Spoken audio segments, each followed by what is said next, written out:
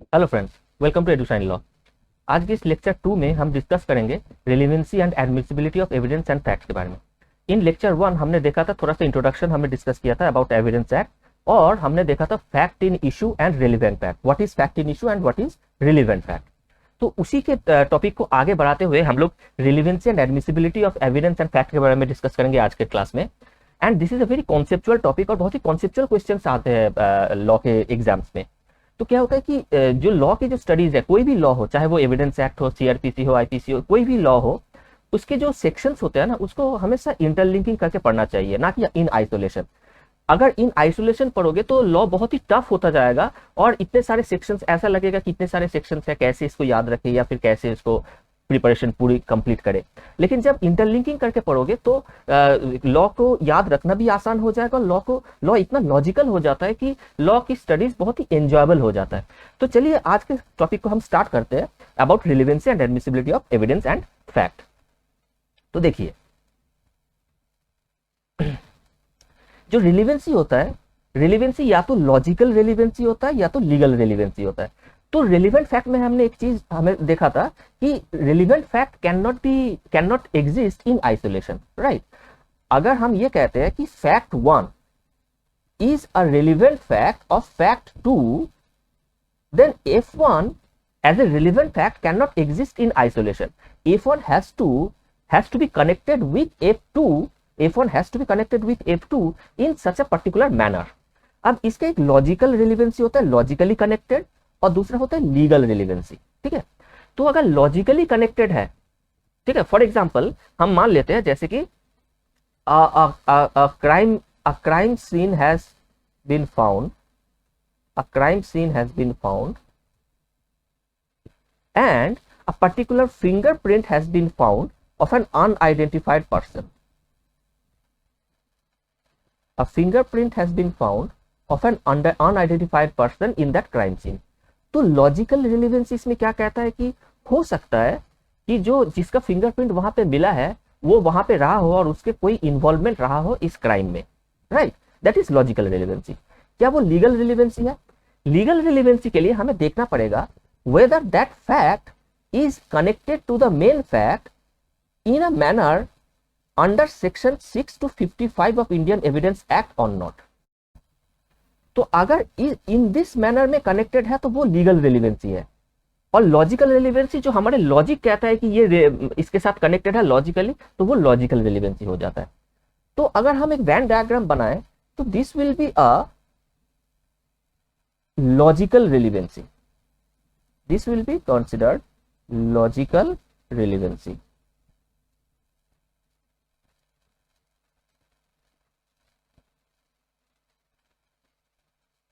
और उसके बीच में होगा लीगल रिलेवेंसी।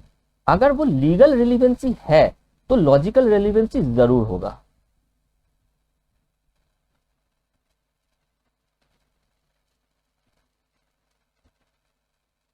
अगर लीगल रिलेवेंसी है तो लॉजिकल रिलेवेंस जरूर होगा, राइट। क्योंकि ये जो लॉ है 6 to 55, ये जो सेक्शन इस तरीके से बनाया गया है कि वो लॉजिकल रिलेवेंस जरूर है। तो देखिए यहाँ पे एक और एग्जांपल दिया हुआ है, dead body found in pond but no water is found in lungs. तो अब यहाँ पे लॉजिकल रिलेवेंसी ये कहता है कि अगर उसकी डेथ ड्राउनिंग की वजह से हुआ होगा तो उसके लंग्स में बहुत पानी जरूर मिला होगा। लेकिन अगर उस dead body is found in pond लेकिन लंग्स पे कोई पानी नहीं है, इसका मतलब यही कहता है कि उसकी डेथ पॉन्ड में गिरने से पहले या पॉन्ड में उस डेड बॉडी को फेंकने से पहले ही हो गया था। बाद में चल के उसके डेड बॉडी को पॉन्ड में डाला गया है या फेंका गया है। लॉजिकल रिलेवेंसी यही कहता है, और ये लीगल रिलेवेंसी भी है। तो इस तरीके से लॉ को इसी तरीके से बनाया गया है कि ऑलमोस्ट जितना लीगल रिलेवेंसी है, जितना लॉजिकल रिलेवेंसी है, ऑलमोस्ट उतना ही लीगल रिलेवेंसी भी है। ठीक है, दिस इज द रियलिटी।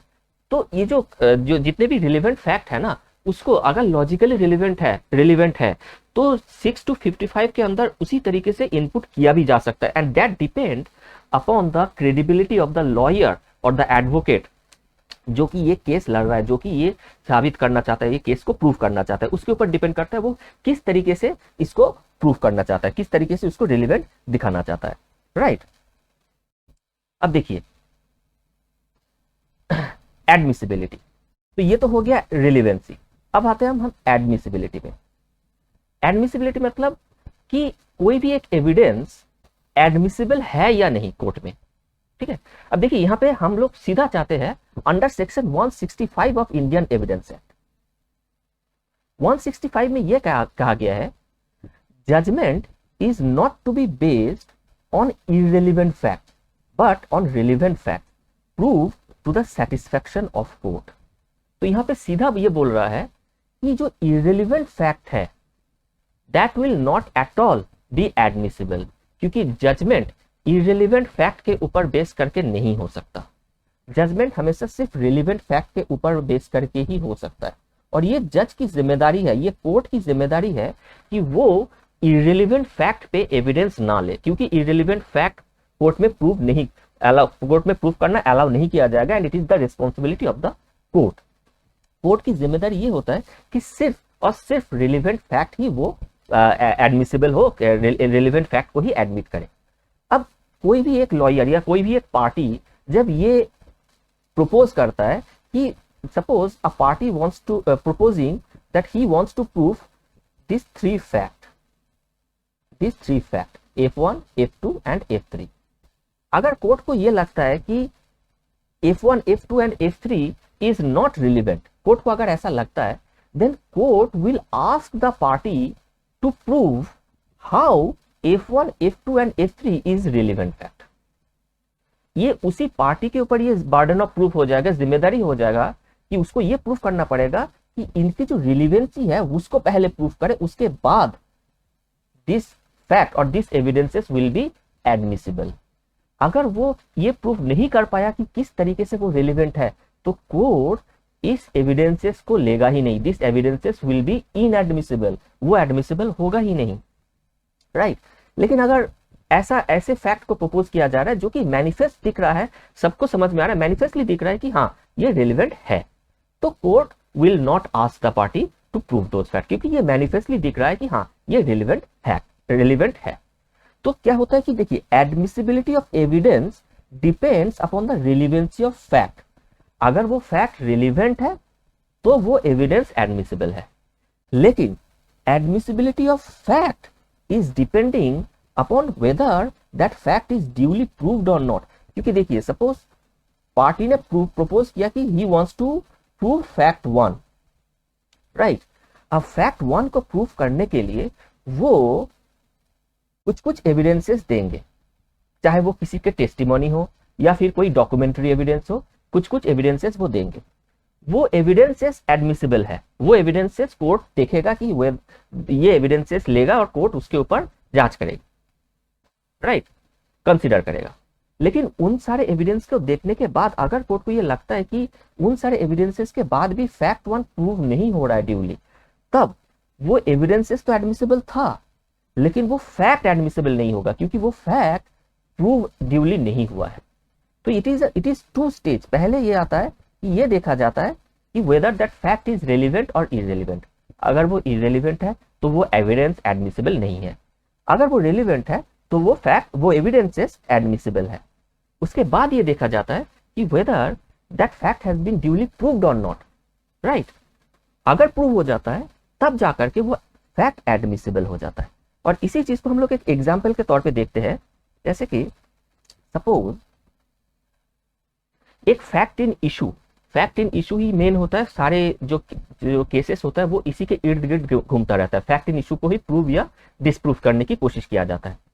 अब सपोज कोई एक फैक्ट इन इशू को प्रूव करने के लिए कोई एक पार्टी ने ये 7 फैक्ट को प्रपोज किया कि ये 7 फैक्ट को प्रूव करना चाहता, राइट। तो कोर्ट सबसे पहले देखेगा कि whether all this fact are relevant और इररिलेवेंट।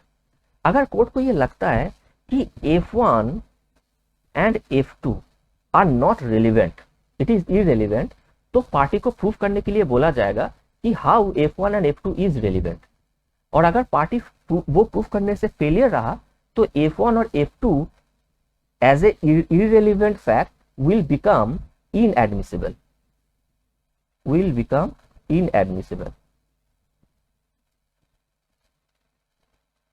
तो F1 और F2 को प्रूव ही करने के लिए अलाउ नहीं किया जाएगा। तो हमारे पास क्या बचा, F3, F4, F5, F6 and F7। ये 5 फैक्ट रिलेवेंट है, इसलिए वो एडमिसिबल हो गया, राइट, एविडेंस एडमिसिबल हो गया। अब इसमें देखा जाएगा कि पार्टी इन 5 फैक्ट में से कौन से फैक्ट को ड्यूली प्रूव कर पाया। सपोज पार्टी ने F4, F6 एंड F7 को ड्यूली प्रूव कर पाया और F3 एंड F5 को ड्यूली प्रूव नहीं कर पाया, तो finally court admissibility of fact क्या होगा, only F4, F6 and F7। अब ये जो 3 फैक्ट ड्यूली प्रूव्ड है और एडमिसिबल है, इसके ऊपर बेसिस करके कोर्ट ये देखेगा whether based on this 3 fact in issue duly prove हो रहा है कि नहीं, एस्टेब्लिश हो रहा है कि नहीं। अगर वो एस्टेब्लिश हो जाता है तब तो फैक्ट इन इशू प्रूव हो गया और जो पार्टी है उसका केस प्रूव हो गया। लेकिन अगर कोर्ट को ये लगता है कि F4, F6 and F7 are not sufficient to prove the fact in issue, तो उसके केस, पार्टी के केस ड्यूली प्रूव नहीं होता है और उसके फैक्ट इन इशू एस्टेब्लिश नहीं होता है। ठीक है, जैसे कि क्रिमिनल केसेस में क्या होता है, the burden of proof is heavy on prosecution. ये कहा जाता है कि burden of proof on criminal cases is that prosecution case has to be prove beyond reasonable doubt. ये एक टर्म यूज किया जाता है, बियॉन्ड रीजनेबल डाउट।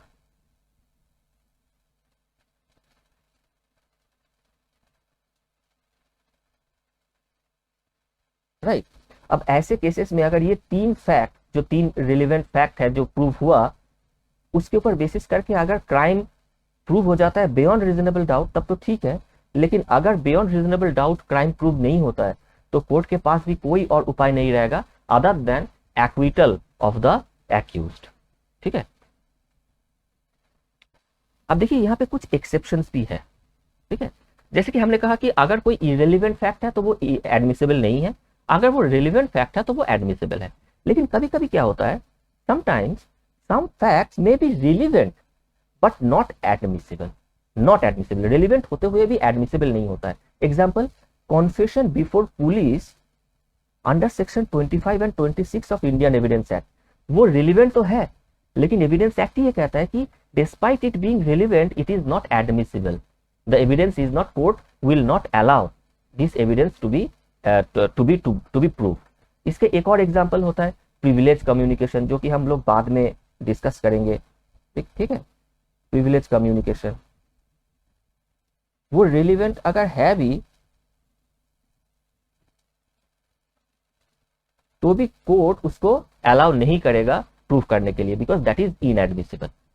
और दूसरा एक्सेप्शन ये होता है कि sometimes some facts are not relevant and yet admissible.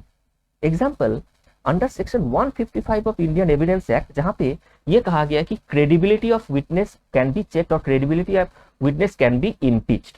Right, तो देखिए जो भी कोई अगर विटनेस टेस्टिमोनी देने के लिए आ रहा है कोर्ट के सामने, उसकी जो क्रेडिबिलिटी है that is not a relevant fact in particular case, लेकिन फिर भी उसके क्रेडिबिलिटी को प्रूव करने के लिए दिया जाएगा, अलाउ किया जाएगा और वो एडमिसिबल भी होगा। तो ये 2 एक्सेप्शंस है जहां पे कुछ फैक्ट रिलेवेंट होते हुए भी एडमिसिबल नहीं होता है और कुछ फैक्ट रिलेवेंट ना होते हुए भी एडमिसिबल होता है। ठीक है, अब देखिए इसी रिलेवेंसी के ऊपर बेस करके 2 सेक्शन और हमें डिस्कस करना है, इसी के साथ रिलेटेड है, that is section 104 of Indian evidence act and section 136 of Indian evidence act. तो सेक्शन 104 ये दोनों ही एक दूसरे के साथ वेरी मच रिलेटेड है। ठीक है, अब तुम लोग एक काम कर सकते हो कि मतलब कि जब भी ऐसे लॉ की क्लासेस करते रहो तो वीडियो को पॉज करके थोड़ा सा बेयर एक्ट देख लो। तो बेयर एक्ट देखने से इसके साथ साथ क्या होगा कि पूरी चीजें एकदम से समझ में आ जाएगा और पूरी चीजें याद भी हो जाएगी। देखो सेक्शन 104 क्या कहता है, 104 ये कहता है कि relevancy of a fact depends upon the existence of another fact. ठीक है, जैसे डाइंग डिक्लेरेशन प्रूफ करने के लिए प्रपोज किया गया, देखिए डाइंग डिक्लेरेशन प्रूफ करेंगे under section 32 of Indian evidence act, जिसके बारे में हम डिस्कस करेंगे in detail in later stage. तो अगर डाइंग डिक्लेरेशन हमें प्रूफ करना है तो सबसे पहले हमें यह प्रूफ करना है कि जिसके डाइंग डिक्लेरेशन हम कोर्ट को सबमिट करेंगे उसका डेथ हुआ है ये पहले हमें दिखाना है कि उसका डेथ हुआ है, तब भी जाकर के हम डाइंग डिक्लेरेशन कोर्ट में सबमिट कर रहे हैं, right.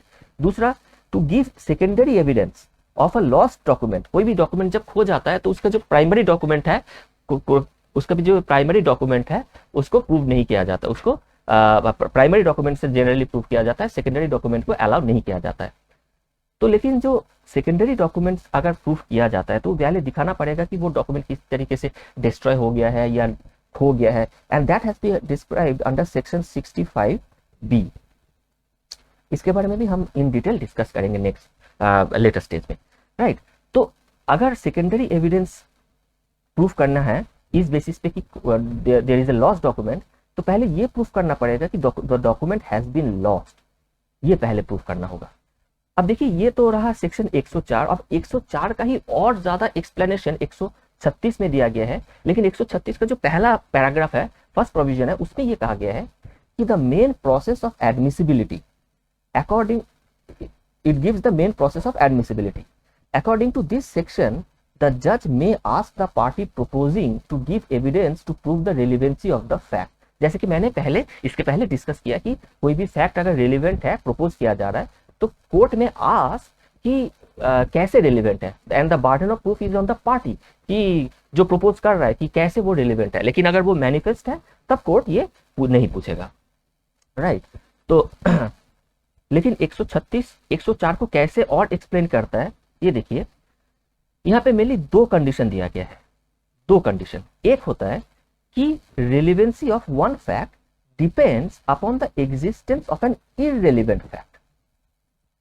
Suppose F1 is a relevant fact, लेकिन इसके जो रिलेवेंसी है ये depends upon F2 which is an irrelevant fact. For example,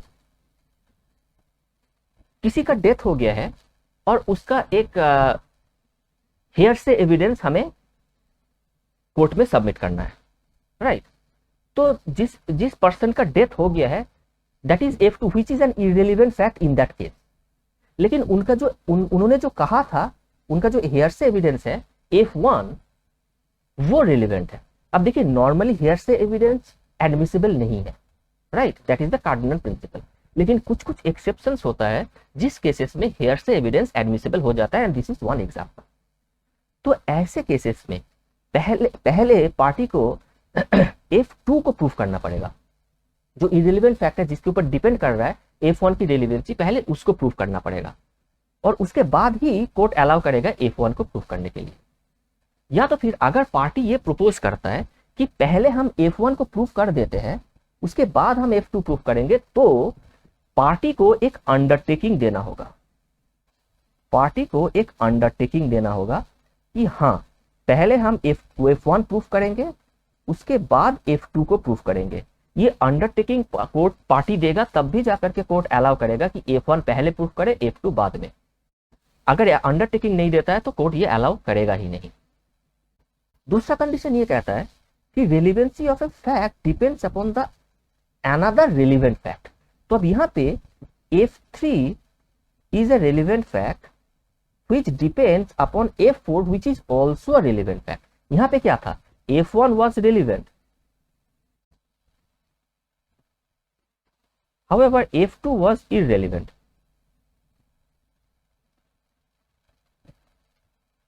यहाँ पे F3 भी relevant है